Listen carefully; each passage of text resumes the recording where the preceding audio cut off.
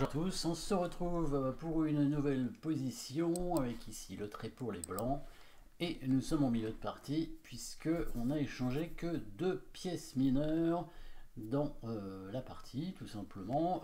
Alors les noirs a priori viennent de mettre leur cavalier en B4 pour attaquer la dame. Dame, 2 tours de cavalier contre dame, 2 tours fou cavalier, même nombre de pièces. Par contre, il y a un pion d'avance pour les noirs, 6 contre 5. Les noirs sont pas très bien développés, avec le fou qui n'a pas bougé, donc pas de tour en liaison, très important. Les 2 cavaliers blancs sont bien centralisés, le roi noir est un peu en danger.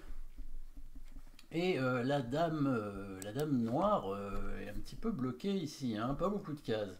Alors pour l'instant, la dame blanche est attaquée, donc une menace concrète, bien évidemment, mais les blancs vont rechercher tout de même les coups forcés, hein, puisque ici peut-être qu'on ne pourra pas menacer mat, puisqu'on a la dame attaquée, à moins qu'en bougeant la dame puisse menacer mat, mais c'est pas le cas. Mais en tout cas, il y a un échec dans la position, il faut évidemment l'envisager.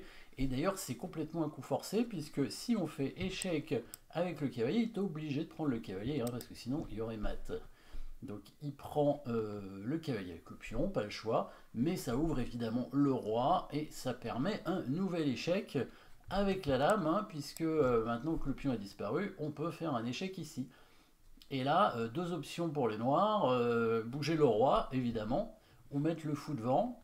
Voyons si c'est un intérêt de mettre le fou devant. En tout cas, si bouge le roi, que se passe-t-il? Évidemment, vous avez trouvé la suite. Toujours des coups forcés, bien entendu. Donc, cavalier F6 échec. Pion prend F6 forcé, sinon c'est mat. La dame arrive en G3. Et quand le roi se met en H8, qu'est-ce qui se passe? Et bien, directement, on va pouvoir mater en 3 coups avec cavalier prend pion. Quand la tour va prendre, la tour descend en 8. Et voilà, c'est ça le problème d'avoir de ne pas avoir les tours en liaison, d'avoir le fou qui est resté sur ses cases de départ. Pour le fou, c'est pas très grave parce qu'il a une diagonale quand même intéressante, mais c'est surtout la tour ici qui n'est pas en jeu et qui ne protège pas évidemment la case, la 8e rangée, tout simplement. Quand la 2e tour sort, et ben, la tour blanche vient pour donner mat. Donc le seul coup, en fait, c'était bien le fou qui vient en G4, bah, dans l'idée tout simplement de libérer la 2e tour finalement, hein. Et là, il n'y a plus de mat. Bah, après, dame prend fou échec, le roi vient en H8, et là, si on prend le pion, bah, il prend avec la tour, et il y a la 2e tour qui vient défendre. Donc ici, il va falloir jouer de façon différente, bien sûr. Alors, est-ce qu'on prend avec la dame? Là, la question, c'est est-ce qu'on fait un échec quand même avec la dame? C'est quand même un coup forcé. Il va être obligé d'aller en H8. Après, l'autre coup, qui est quand même de prendre le fou, très certainement, mais avec le cavalier, est pas loin d'être un coup forcé, parce qu'il y a quand même une menace de découverte qui risque d'être particulièrement gênante. Hein, avec cavalier. Alors le cavalier va pas lui-même attaquer de pièces lourdes, mais il va pouvoir créer quand même des menaces. Par exemple, si on prend avec le cavalier et qu'après les noirs jouent n'importe quoi, on prend le pion en faisant un double échec, le roi est obligé d'aller en H8. Après, il va certainement y avoir des menaces de mat qui devraient être difficiles à parer avec l'aide du cavalier et de la dame, hein. En prenant de la dame, c'est un petit peu moins fort parce que finalement, quand on prend avec la dame, le roi va se décaler, le cavalier reste toujours attaqué, donc on ne peut pas prendre le pion évidemment, et là on n'a pas de menace concrète avec le cavalier, hein. On pourrait venir en D7, mais la tour va venir attaquer la dame en se mettant en G8 et la partie continue. Pas oublier quand même que les noirs ont un pion d'avance et que la tour en G8 finalement elle devient plutôt active. Donc ici, prise du cavalier, c'est le bon coup, hein, avec l'attaque et la découverte.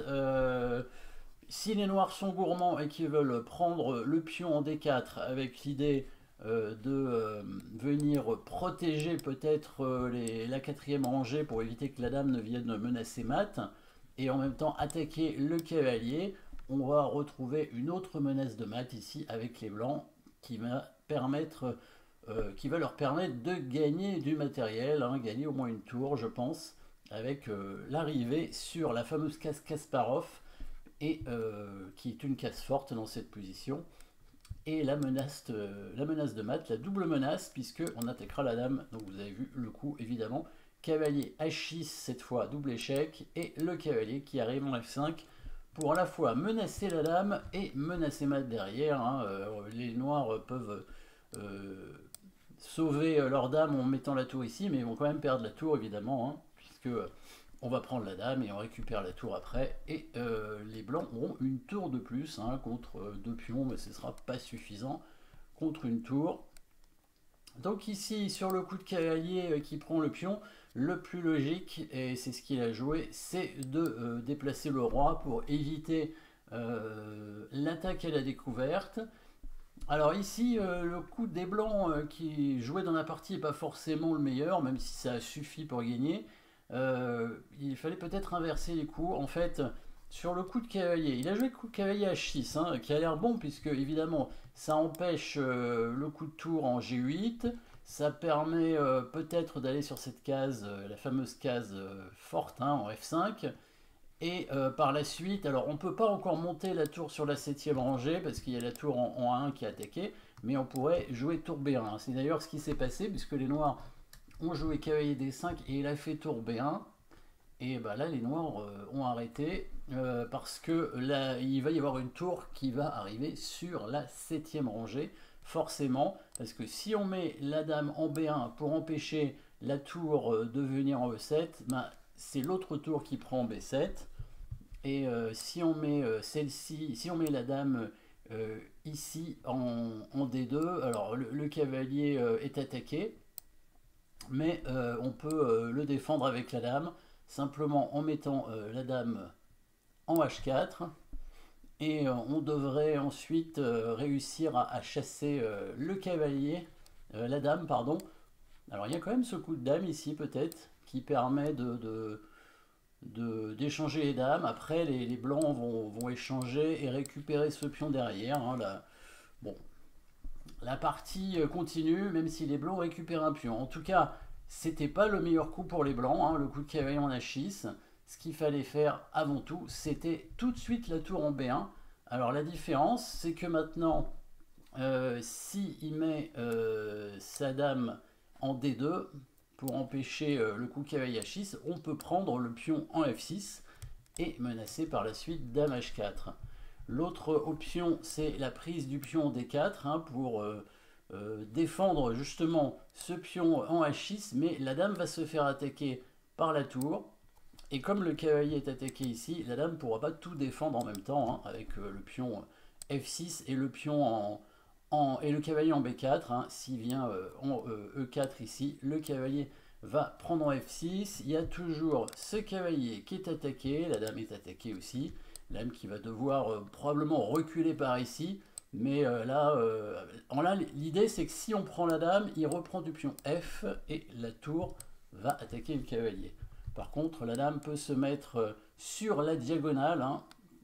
On pourrait se mettre en E5, mais c'est bien aussi de se mettre en C3, voilà, pour faire évidemment menacer une attaque à la découverte, très dangereuse évidemment. Et là, le cavalier, normalement, devrait être perdu. Et on peut aussi mettre la dame en E5, à mon avis. C'est aussi un bon coup. Avec même chose, hein, l'attaque à la découverte derrière. Hein. Ici, bon, dame C3, si le cavalier prend le pion, bah, il va se faire enfermer, hein, ce cavalier. Hein. On peut mettre la dame en B2, simplement, ou en 1 plutôt pour éviter que le cavalier vienne en B4. Mais de toute façon, il y avait une attaque à la découverte qui était quand même très dangereuse. Par exemple, cavalier D7 échec pour prendre la tour en F8. Hein. On peut aller en B2 sans problème. Sur cavalier B4, on fait cavalier D7 échec à la découverte, on prend la tour et après on récupère le cavalier avec une tour de plus. Donc ici, petite combinaison pour commencer avec ce cavalier qui vient dégager l'espace de la dame et ouvrir aussi en direction du roi. Le seul coup de défense, c'est bien le fou qui vient se sacrifier, pas le choix. Et là, meilleur coup, cavalier prend pour créer l'attaque à la découverte plutôt que prendre avec la dame, parce que là c'est mieux de bouger le cavalier qui était de toute façon attaqué.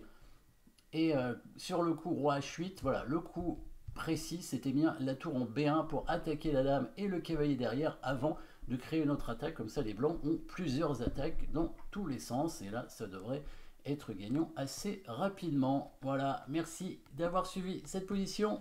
N'oubliez pas de vous abonner et à très bientôt.